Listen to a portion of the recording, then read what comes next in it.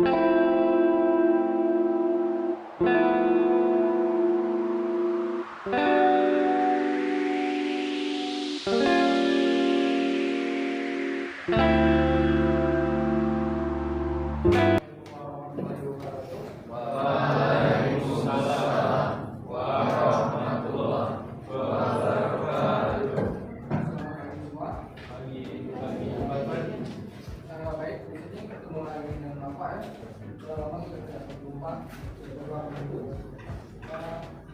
sini Bapak kembali melanjutkan pembelajaran sebelumnya sempat bergantian dengan Pak Tommy.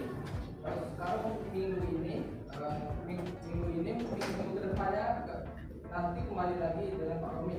Kalau untuk 3 minggu ke depannya sampai kalian semesteran kembali lagi dengan Bapak. Karena selang-seling dengan kegiatan yang ada di kampus dengan perkuliahan. Oke, setelah lama tidak berjumpa, bagaimana kabarnya? Alhamdulillah. Sehat? Dan liburan kemarin ada yang mudik keluar provinsi? Bagaimana? Mana? Lampung. Lampungnya di mana? Oh, Lampung. Sedang Sarapatta ya. Bapak cukup tahu daerah Lampung karena kemarin selama perkuliahan S1 itu di mana? Setelah selesai S1 dapat PG-nya baru di industri ini. Oke, untuk absen ya, hari ini ada yang tidak hadir? Hadir semua? Total kita ada berapa orang? 33. Oke, untuk pelajaran sejarah dengan Pak Tommy udah sampai mana? Sampai apa? Namanya? Islamisasi. Islamisasinya udah apa? Yang proses masuknya sudah belum? Islamisasi itu udah sampai mana? Ada yang mau tunjuk tangan? Ayo, masukkan ini. Semangat. Apa sudah masuk kerajaan atau masuk proses masuknya Islam di Indonesia? Proses masuknya ya. Oke, di sini kalau kita mungkin di sini sebenarnya sebelum kita mulai masuknya Islamisasi itu kan artian kata dari proses penyebaran. Kita ke awal dulu. Islam itu apa sih? Di sini Islam semua ya. Ada yang non Muslim? Tidak kan? Oke. Islam apa? Konsep Islam itu ada yang bisa jelaskan dari Bapak dengan kita semua? Ayo, ada yang bisa tunjuk tangan? Apa sih Islam itu? Jelaskan kepada kita semua. Ayo yang belakang. Ayo. Islam. Agama betul. Agama tidak salah itu kan? Oke, yang lain. Apa sih Islam itu? Yang punya HP silakan HP-nya dipakai, digunakan, kita manfaatkan teknologi. Islam.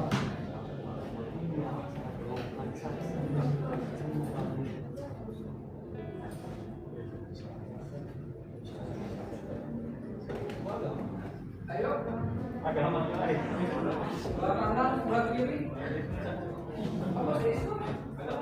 Kayaknya familiar, kan sering terdengar.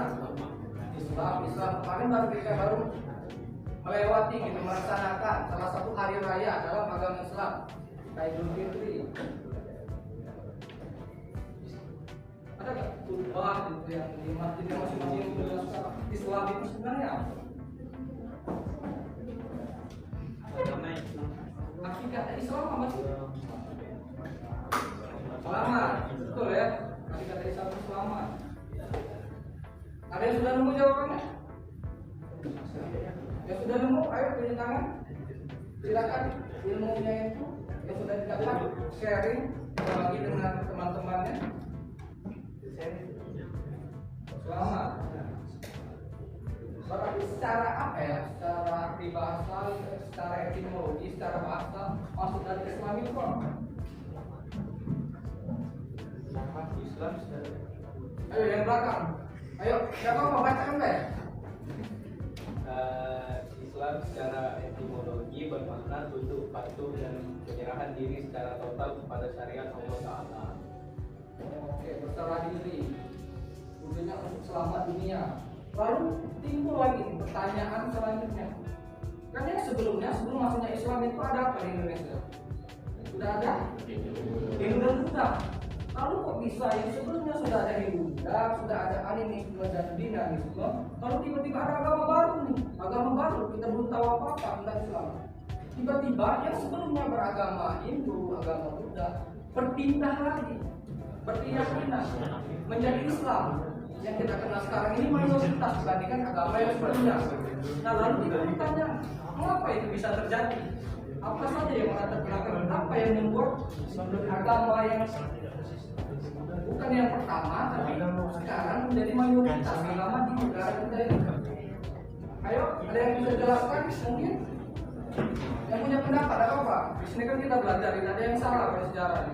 Kecuali kalau kita Al-Quran yang bisa diletakkan dengan yang suci. Kalau masalah yang pengetahuan, ayo, tidak apa-apa.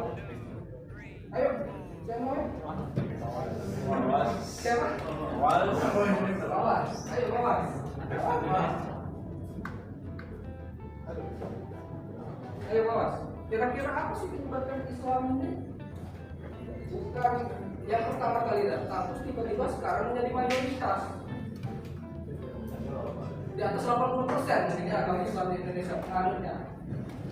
Apa itu yang menyebabkan? Apa yang membedakannya dengan agama yang sebelumnya?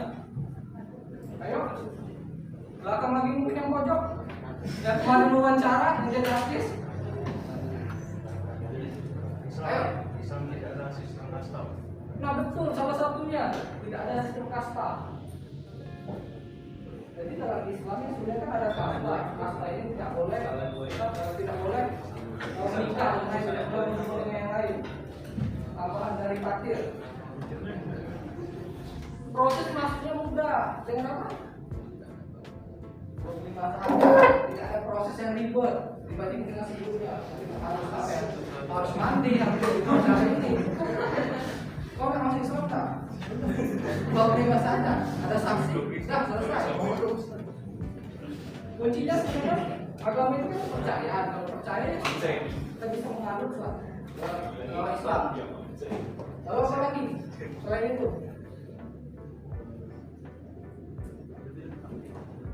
apa yang membedakannya dengan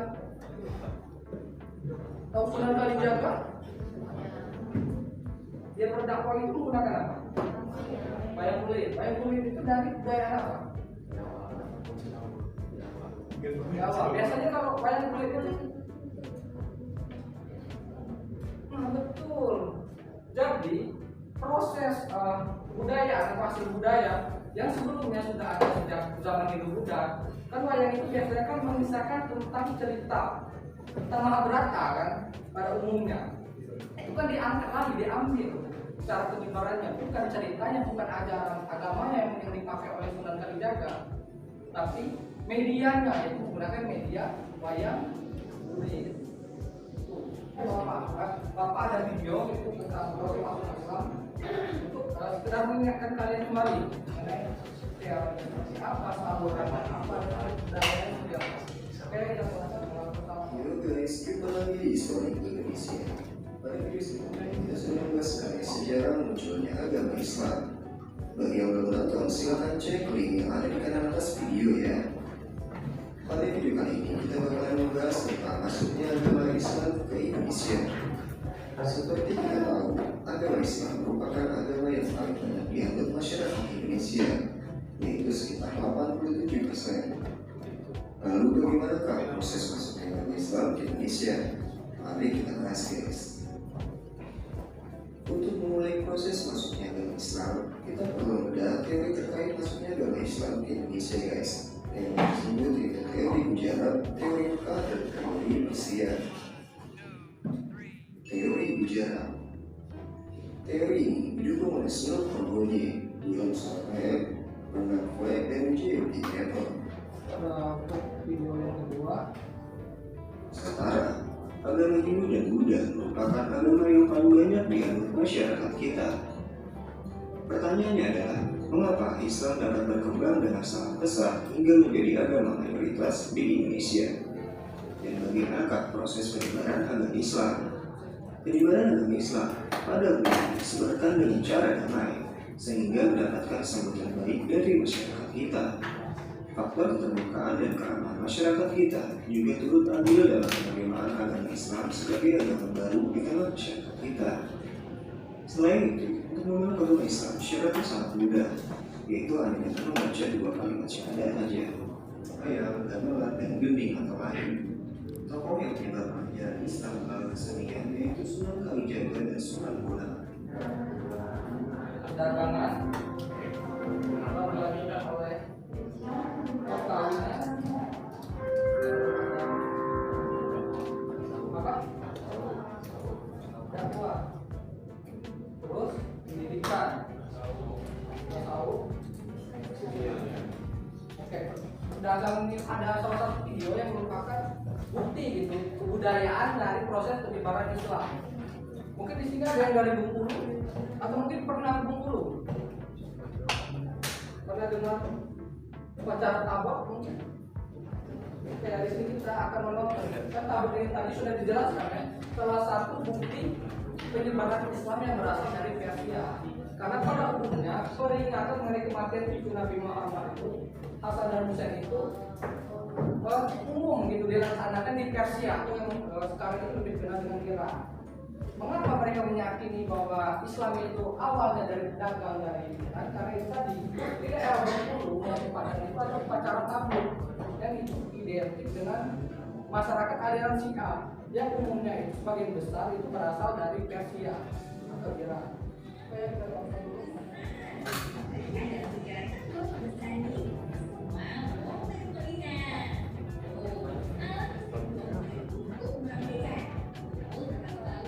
Saudara akan membuat sebuah proyek. Ini tidak susah proyeknya. Ini dari Pak Komi bukan dari Bapak. Proyeknya itu buat video dokumentasi. Buat video bukan proyek, pokoknya video tentang suatu tempat. Nanti akan kita bagi dulu tempatnya. Biar adil nanti pembagian tempatnya kita spin online deh. Jadi tidak ada cemburuan gitu kan terhadap tempatnya. Kalian suruh bikin video dokumentasi mengenai suatu tempat yang masih berhubungan dengan kerajaan Islam, mengenai peninggalan Islam yang ada di kota Palembang ini, tempat lokasi ini. Yang kedua itu untuk mengedit. Nah, untuk editingnya dibuat sekreatif semenarik mungkin. Dan harus tercantum ya dalam setiap tempat itu. Kalau perhatian, yang pertama itu awal berdirinya tempat itu gunanya untuk apa, lalu juga apakah di bagian selanjutnya apakah ada pemugaran. Kan kalau misalkan rumah dikabur kan ditampilkan dulu bentuk aslinya, bisa kalian ambil misalkan gambar itu dari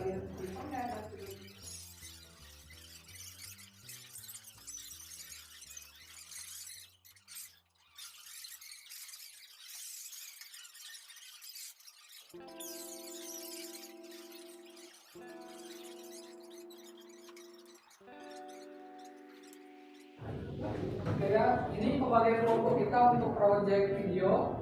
Di sini sudah clear semua ya, sudah sepakat ya. Ada lagi yang ingin ditanyakan mengenai video ini? Nah, untuk waktunya 2 minggu ya.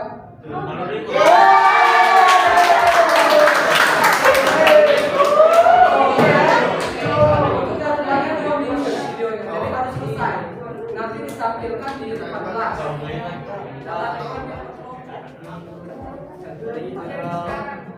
Ya, 2 minggu dari sekarang. Karena libur kan lebih bagus, kalian bisa ini. Oke, karena waktu sudah habis. Terima kasih untuk partisipasinya dalam pembelajaran hari ini. Kasih aplaus dulu untuk kita semua.